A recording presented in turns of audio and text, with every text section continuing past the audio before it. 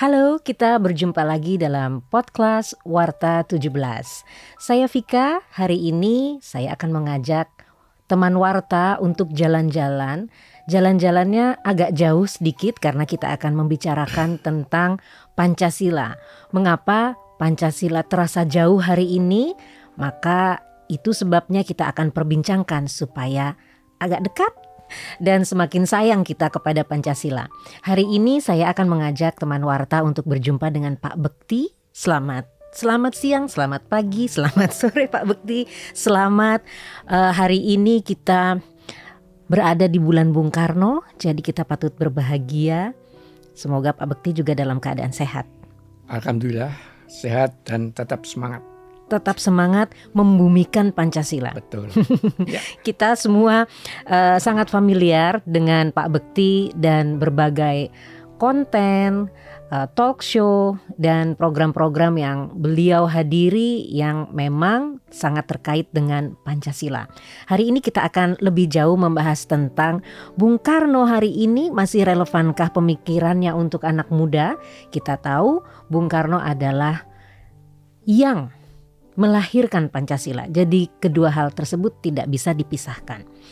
Kalau hari ini saya berjumpa dengan Pak Bekti, itu adalah sebuah kesempatan yang istimewa, sehingga saya juga mengharap teman Warta bisa mengikuti perbincangan ini dan mendapatkan sesuatu dari percakapan yang semoga saja mencerahkan. Pak Bekti, mungkin saya ingin didongengi dulu deh. Ya, boleh. Ingin didongengi tentang Bung Karno. Kita itu mendengar nama besar Bung Karno, selalu menganggap bahwa beliau adalah tokoh yang sangat luar biasa sehingga mungkin tidak tersentuh gitu. Padahal sepertinya Bung Karno adalah tokoh yang justru dekat dengan siapa saja termasuk rakyat dan anak muda. Boleh didongengi dulu bagaimana sih Bung Karno di masa mudanya gitu dulu bagaimana? Baik, terima kasih Bu Vika. Kawan-kawan, salam Pancasila. Bung Karno itu dijuluki Putra Sang Fajar karena pada 6 Juni 1901 Bung Karno dilahirkan di Surabaya, di Pandian Gang 4 nomor 60, Surabaya. Maka saya selalu membantah kalau ada orang mengatakan Bung Karno itu kelahiran Blitar. Tidak, itu hanya upaya untuk mengkaburkan aja sejarah. Tapi Bung Karno adalah arek Surabaya asli. Kemudian masa kecil beliau itu namanya Kusno Sosrodiyardjo. Nah, orang Jawa itu mempunyai satu mitos gitu, satu kepercayaan gitu ya. Kalau anak kecil itu tumbuhnya selalu dirundung sakit-sakitan, itu dianggap tidak cocok dengan nama yang diberikan orang tua pada saat kelahirannya. Maka nama Kusno itu lalu diganti dengan nama Soekarno. Orang Jawa selalu mengaitkan nama itu dengan tokoh-tokoh dalam pewayangan. Karno adalah tokoh yang bijak, tokoh yang rendah hati, dan selalu bisa memberikan pertolongan kepada siapapun gitu. Nah, lalu Bung Karno pernah sekolahnya itu di Kediri, lalu di Mojokerto, tapi kemudian waktu yang sekarang disebut SMA itu beliau di Surabaya. Dan SMA Bung Karno itu bukan seperti yang dibayangkan banyak orang. Banyak orang membayangkan waktu SMA itu tempat belajar Bung Karno itu di SMA Kompleks Wijaya Kusuma. Iya. Itu salah. Salah ya? Salah. Tapi yang benar SMA-nya Bung Karno itu terletak di Kebonrojo. Yang dulu lalu dipakai kantor pos besar Surabaya. Sekarang dan jadi sekarang pos blok. Jadi resto sekarang jadi resto gitu. Di situ Bung Karno sekolah. Nah, ada pembuktian sejarah karena Bung Karno itu sudah berada di Bandung. Itu Wijaya Kusuma baru dibangun. Ini alat pembuktian kita bahwa memang Bung Karno tidak Wijaya Kusuma Kompleks, tapi di Kebonrojo.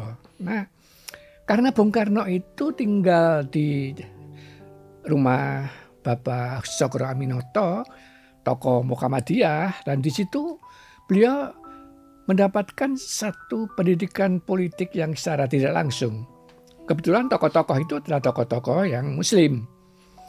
Itulah kenapa Bung Karno sampai ujung hidupnya itu masih sangat-sangat kental dengan ajaran Islam. Dan itu menjadi dasar dari perjuangan Bung Karno. Lalu karena pergaulan beliau juga dengan tokoh-tokoh yang selalu hadir di rumah kos itu, maka Bung Karno tidak hanya mendengar, tapi mendengarkan apa saja yang dibicarakan oleh tokoh-tokoh waktu itu. Sampai beliau mendengar tokoh-tokoh itu mendirikan Syarikat Dagang Islam dengan tujuan agar orang Muslim itu bisa bersaing dengan bangsa asing. Waktu itu belum ada tujuan kebangsaan, belum ada. Nah, kemudian ketika Bung Karno sudah lulus SMA, beliau melanjutkan studi ke Bandung. ITB. Dan sekarang ITB. Nah, di Bandung itulah Bung Karno lalu mematangkan diri. Karena memang beliau kutu buku dalam tanda petik. Filsafat Barat semua dilalap oleh Bung Karno. Sejarah perjuangan orang-orang besar dilalap oleh Bung Karno. Jadi lengkaplah secara spiritualitas pemikiran Bung Karno itu dipengaruhi oleh tokoh-tokoh Muslim yang bergerak di rumah Cokro Aminoto, tapi secara rasional, secara progresif, Bung Karno membaca buku-buku filsafat, buku-buku perjuangan Eropa dan Asia Tengah. Itulah kemudian yang membentuk jiwa Bung Karno. Lalu pada waktu senggang, Bung Karno jalan-jalan. Bung Karno jalan-jalan berada di tengah sawah. Dan Bung Karno lalu mendapatkan seorang petani yang sedang mengerjakan, istilahnya tuh kalau desa itu derep. Derep itu. Jadi menanam bibit padi, itu namanya derep. Derep. Dia ngomong, namamu siapa? Saya Marhen nama saya. Asli Sunda. Ini sawahmu? Ya, cuman sepetak ini. Cukup untuk menghidupi keluarga? Tidak. Ini hanya cukup untuk memenuhi kebutuhan pangan. Tapi kebutuhan yang lain saya harus membanting tulang, bisa buruh tani di tempat lain, tapi saya juga bisa menangani pekerjaan-pekerjaan yang orang lain butuhkan dan saya menerima upah. Jadi kamu punya sawah ini? Iya. Lalu Bung Karno berpikir, orang ini miskin tapi punya alat kerja, modal kerja berupa sawah. Maka itulah sebabnya lalu Bung Karno dengan mengolah segala pemikiran filosofis, yuridis, sosiologis, antropologis, lalu beliau mereka-reka. Kalau begitu saya harus bisa membuat satu ideologi, dan ideologi ini harus menjadi ideologi yang merupakan antitese dari kapitalisme imperialisme dan ideologi komunisme. Dari kapitalisme imperialisme diambil yang positif, dari komunisme diambil yang positif. Hal-hal yang bertentangan dengan kepribadian Indonesia dibuang jauh-jauh. Misalnya komunis, ateis, dibuang sama Bung Karno. Karena orang Indonesia adalah orang yang religi, kuat religinya. Maka Bung Karno lalu menamakan apa ya? Ideologi yang akan saya buat ini apa? Oh, ini saya punya gambaran. Orang miskin bekerja, punya modal kerja, tapi belum cukup. Dan untuk berusaha keluar tidak bisa menembus dinding-dinding kapitalis. Tapi dia hanya bisa berburu uang, menjadi buruh, menjadi tukang begitu. Kalau begitu nama ini aja yang saya pakai, maka lahirlah Marhenisme. Nama si petani yang Nama ditemui. si petani dipakai karena ini adalah ideologi, maka ada ismenya, Ya. Marhenisme. Mhm. Dari situlah kemudian Bung Karno itu matang Mhm. dan dia melihat dengan mata kepala sendiri, melihat dengan hati bagaimana penderitaan rakyat Indonesia, bagaimana keangkara murkaan Belanda yang menguasai Indonesia, bagaimana Bung Karno merasa tersinggung sebagai anak bangsa ketika membaca sejarah Batavia. Pada waktu Belanda membangun VOC, itu kedudukan ada di Banten, Ya. ya, pada tahun 1602. Mhm. Karena Banten dirasa tidak cukup memiliki pelabuhan dagang, maka VOC pindah ke Batavia. Nah, begitu sampai di Batavia, awal yang dilakukan Belanda itu menciptakan sebuah hukum yang diberi nama Statuta Batavia. Mhm. Nah, Statuta Batavia itu isinya penduduk Indonesia dibagi dalam 3 golongan. Mhm. Golongan 1, golongan Eropa. Oke. Golongan 2, golongan Timur Asing. Di dalamnya ini ada India, ada Cina, dan ada satu lagi Arab. Jadi Arab, Cina, India ini masuk golongan 2. Golongan 3 ini Bumi Putra, yaitu orang-orang Indonesia.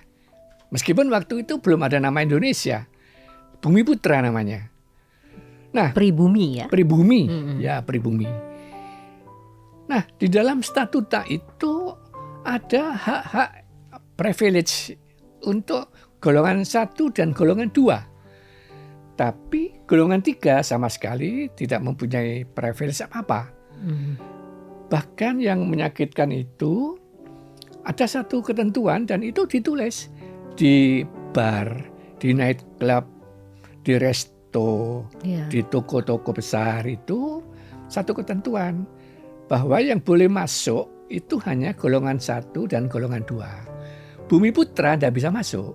Mhm, mhm, mhm. Nah, yang membuat Bung Karno tersinggung marah itu dalam sejarah yang dibaca itu, kalau ada noni-noni Belanda, kalau ada tuan-tuan Belanda masuk ke resto, masuk ke bioskop itu membawa anjingnya itu boleh.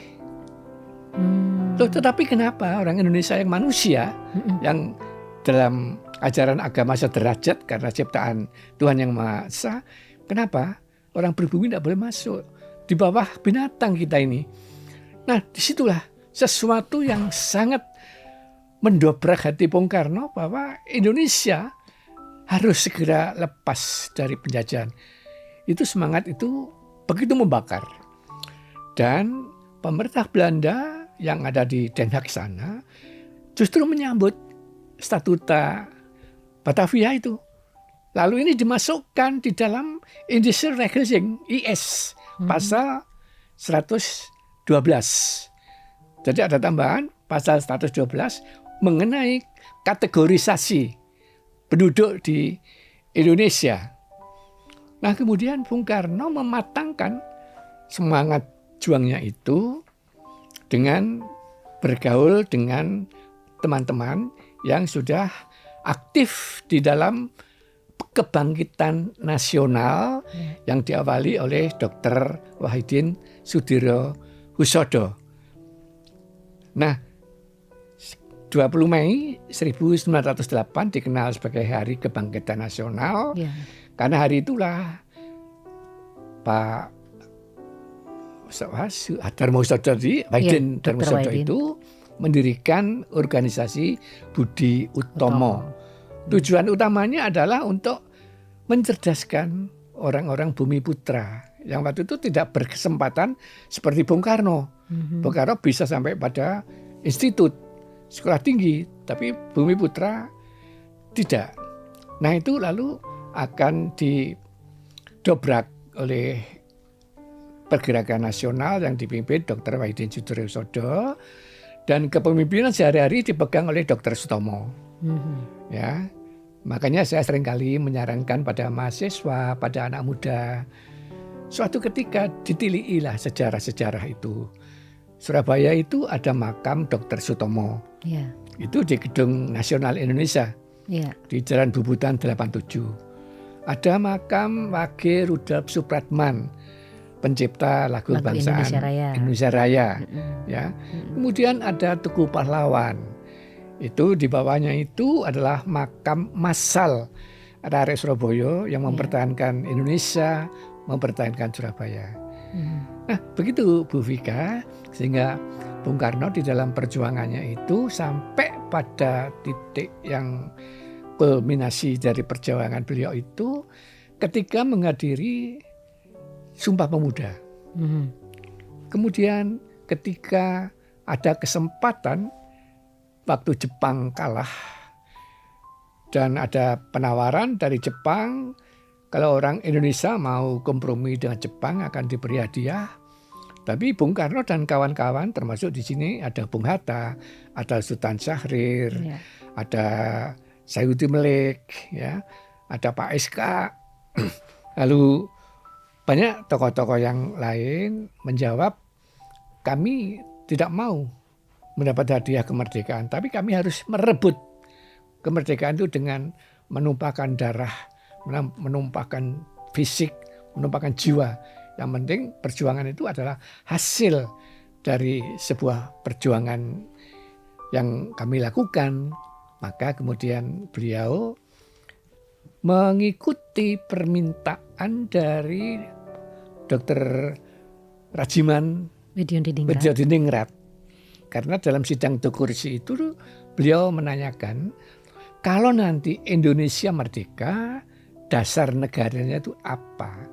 Karena sebuah negara itu bisa berdiri tegak apabila mempunyai sebuah landasan filosofi, dasar negara yang kuat.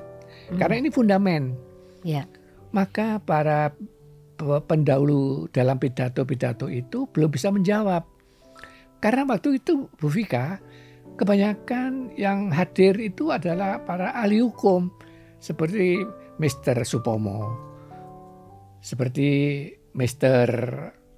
Siapa yang kemudian dianggap sebagai penggali Pancasila, Muhammad Yamin dan sebagainya. Ya. Sehingga beliau-beliau lebih banyak menceritakan tentang apa ilmu negara, apa hukum tata negara, apa hukum administrasi negara. Padahal itu bukan yang dibutuhkan. Maka ketika Soekarno menyampaikan gagasannya, dan bagusnya Soekarno tanpa teks.